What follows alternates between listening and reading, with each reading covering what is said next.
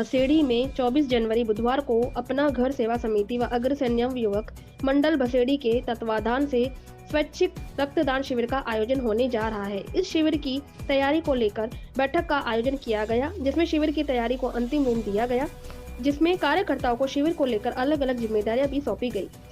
ब्राह्मण समाज अध्यक्ष मायाराम शर्मा ने कहा कि रक्तदान करके दूसरों की जान बचाई जा सकती है। रक्तदान करना बहुत बड़ा पुण्य का काम है। रक्तदान करने से व्यक्ति अनेक बीमारियों से रोग मुक्त रहेगा। राजपूत समाज अध्यक्ष रविंद्र सिंह परमार ने कहा कि रक्तदान के लिए लोग आगे आए और दूसरों को भी इसके लिए प्रेरित करें। खासकर युवाओं को रक्तदान शिविर में भाग लेना चाहिए। अग्रवाल समाज अध्यक्ष अशोक गर्ग ने कहा कि रक्त की कमी से जूझ रहे लोगों की हर संभव मदद करनी चाहिए, क्योंकि एक व्यक्ति के 1 यूनिट रक्तदान की वजह से किसी 3 व्यक्तियों की जान बचाई जा सकती है।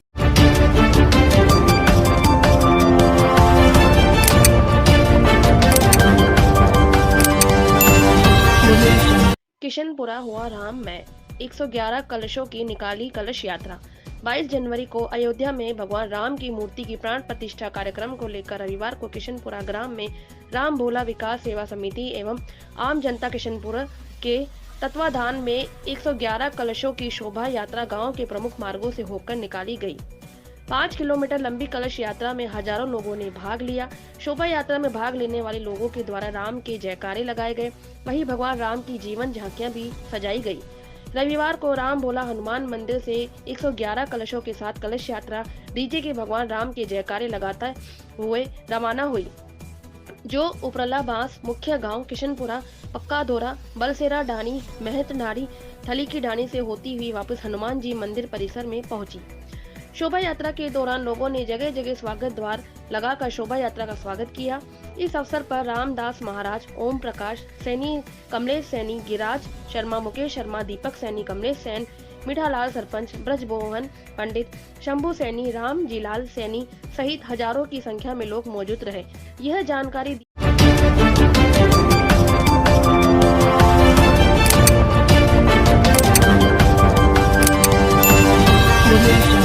धौलपुर 21 जनवरी राजस्थान शिक्षक एवं पंचायती राज कर्मचारी संघ के 2 दिवसीय प्रांतीय शैक्षिक सम्मेलन का आयोजन खंडेलवाल वैश्य इंस्टीट्यूट श्रीनगर में किया गया। समारोह के मुख्य अतिथि सरकार के सलाहकार एवं वरिष्ठ भाजपा नेता राजेंद्र सिंह राठौर रहे, जबकि अध्यक्षता विधानसभा के सरकारी मुख्य सचेतक जोगेश्वर गर्ग ने की। विशिष्ट अतिथि के रूप में कर्मचारी संयुक्त महासंघ के प्रदेश अध्यक्ष महावीर शर्मा मौजूद रहे। कार्यक्रम की शुरुआत में संगठन के प्रदेश अध्यक्ष शेर सिंह चौहान व प्रदेश महामंत्री राजेश शर्मा ने अतिथियों का माल्यार्पण एवं साफा बांधकर स्वागत किया। समारोह को संबोधित करते हुए मुख्य अतिथि राजेंद्र सिंह राठौर ने कहा कि पुरानी पेंशन योजना को बंद करने की बात भाजपा के किसी भी नेता ने किसी भी मंच से नहीं कही है। ओपीएस को लेकर कांग्रेस सरकार के पूर्व मंत्री और नेताओं ने भ्रांति फैलाकर कर्मचारियों को भ्रमित करने का कार्य किया है। पूर्व मंत्री राजेंद्र राठौर ने कहा कि नई सरकार शिक्षक कर्मचारियों के प्रति बेहद संवेदनशीलता से कार्य करेगी। यही कारण है कि स्थानांतरण नीति बनाकर तृतीय श्रेणी शिक्षकों के स्थानांतरण एवं टीएसपी जिले के शिक्षकों के समायोजन के साथ शिक्षकों को समय पर पदोन्नतियां मिले।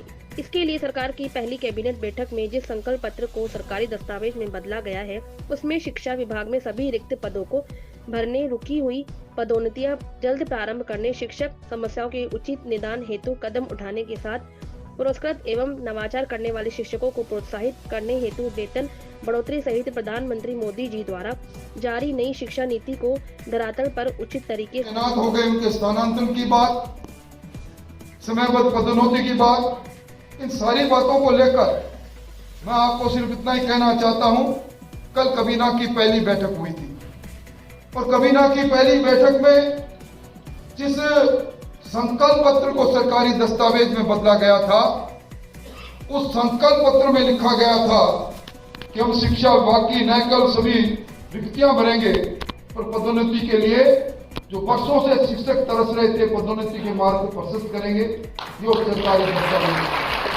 ये भी लिखा गया था, संविदा शिक्षक और शिक्षकों की समस्याओं के त्वरित समाधान के लिए हमारी सरकार उचित कदम उठाएगी। यह भी लिखा गया उसमें जिन शिक्षकों को अलग अलग पुरस्कृत रूप से पुरस्कृत किया गया है, जो शिक्षा के क्षेत्र में जिन्होंने एक मुकाम अपनी सेवा से हासिल किया गया है, उनको प्रोत्साहित करने के लिए वेतन की विशेष वृद्धि उनके वेतन में हो, इस प्रकार की बात भी की गई। और यह भी कहा गया कि नई शिक्षा नीति जो देश के दुनिया के सबसे लोकप्रिय नेता नरेंद्र मोदी जी ने दी है, उस नई शिक्षा नीति को किस प्रकार प्रायोगिक रूप से धरातल पर उतार पाए, इसके लिए वो सारे कदम उठाए जाएंगे। और मैं यही कह सकता हूं कि आप जिस वर्ग से आते हो, आप बड़े सम्मान के पात्र हो और आपकी समस्याओं पर निश्चित तौर पर सरकार बात करेगी। यहां मुझसे पहले ओपीएस की चर्चा चली और ओपीएस के लिए कहा गया कि ओपीएस लागू की गई। मैं एक ही बात पूछना चाहता हूं कि एनपीएस किसने लागू की? 2010 के अंदर जब पहली बार पीएफडीआरएफ ट्रस्ट बना था, उसमें वित्त मंत्री के रूप में गहलोत साहब ने हस्ताक्षर करके राजस्थान में न्यू पेंशन स्कीम की आधारशिला रखने का काम किया और आज ओपीएस लागू हुई। ओपीएस के बारे में भ्रांति फैलाई गई। किस भारतीय जनता पार्टी के नेता ने किस मंच से कहा हम आएंगे और ओपीएस को बंद करेंगे? परंतु भ्रांति फैलाकर कुछ वर्गों को हमसे दूर करने की कोशिश करी गई।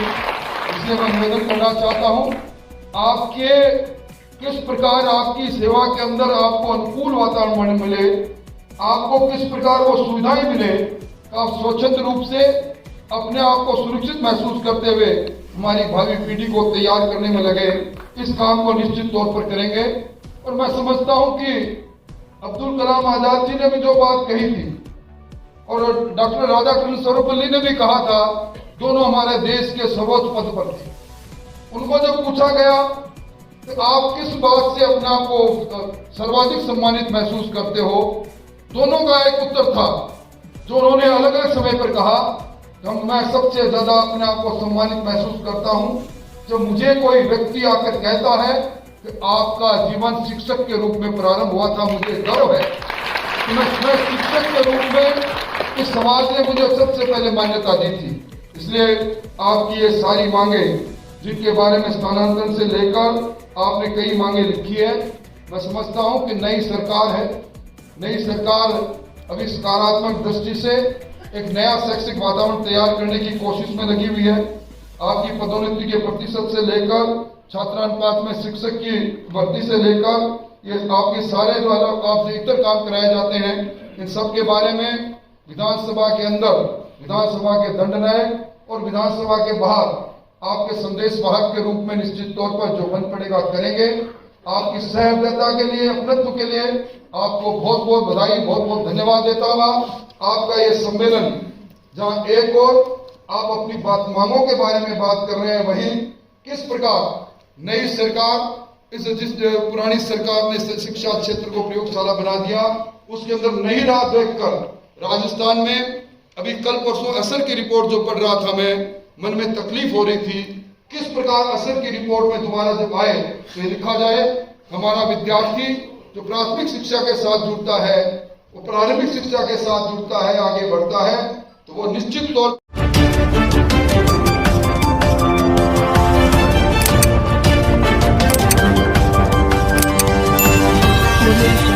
आज दिनांक 21 को रेणी उपखंड क्षेत्र के ग्राम पंचायत पाटन में सीताराम के मंदिर से पाटन ढेकड़ा से होते हुए समस्त ग्राम व आसपास की महिलाओं ने 151 कलशों के द्वारा कलश यात्रा निकाली।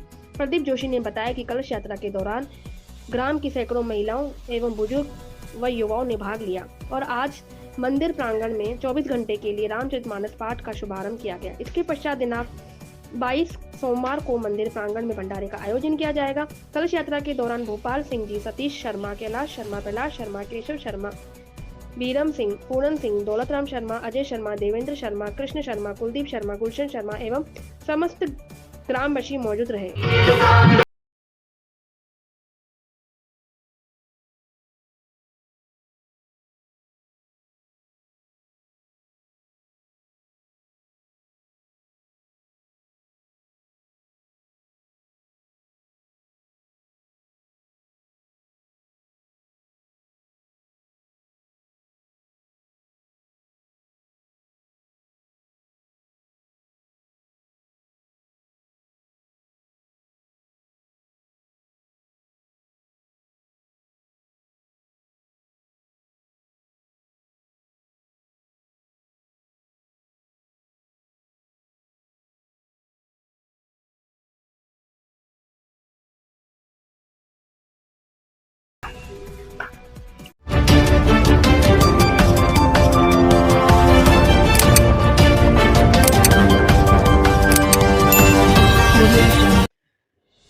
राम मंदिर में भगवान श्री राम की प्राण प्रतिष्ठा को लेकर संपूर्ण भारत में उत्साह नजर आ रहा है।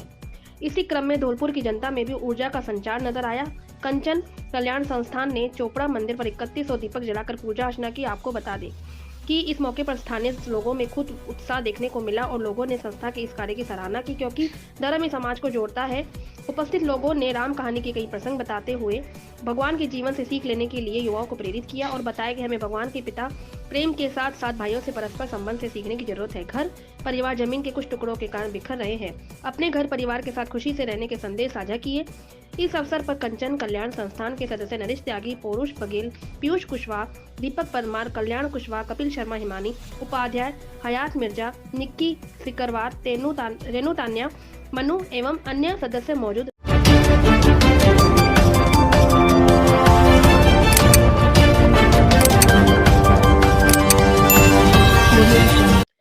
बसेड़ी अयोध्या में होने वाली प्रभु राम की प्राण प्रतिष्ठा के उपलक्ष्य में 22 तारीख को बसेड़ी कस्बे में निकलने वाली राम शोभा यात्रा की तैयारियों को लेकर राम भक्तों में खासा उत्साह देखा जा रहा है। आयोजनकर्ता टीम एवं समस्त राम भक्त मंडल बसेड़ी के समन्वय से अधिकांश तैयारी पूरी हो चुकी है। साज सजावट शहर में होते ही पूरा बसेड़ी कस्बा भगवान में हो गया। भगवान राम की ध्वजा, पताका, रोशनी से सरोवर, बिजली से चलित लाइट और दुकान पर जगह जगह डीजे लगाकर हनुमान चालीसा से कस्बे का माहौल भक्तिमय हो गया और कस्बे में मेले जैसा माहौल दिखाई देने लगा। शोभा यात्रा के स्वागत के लिए राम भक्तों का जुनून व कलश यात्रा के लिए महिला अति उत्साहित है। घर घर मंदिर में जोर शोर से राम जन्मभूमि अयोध्या में प्राण प्रतिष्ठा के उपलक्ष्य में आयोजित कार्यक्रम में शामिल होने का हर्षोल्लास दिखाई दे रहा है। चारों तरफ कस्बे सहित ग्रामीण क्षेत्रों के मंदिरों की रंगाई पुताई करवाकर उन्हें भव्य रूप से सजाया गया है और अखंड रामायण पाठ का आयोजन कराया जा रहा है। पेंटर ओम चित्रकार द्वारा कस्बे में जगह जगह दीवारों पर भगवान राम के चित्र बनाए जा रहे हैं। आयोजनकर्ताओं ने अधिक से अधिक माता बहनें पुरुष बच्चों को राम शोभा यात्रा कार्यक्रम को सफल बनाने के लिए घर से निकलने की अपील की है।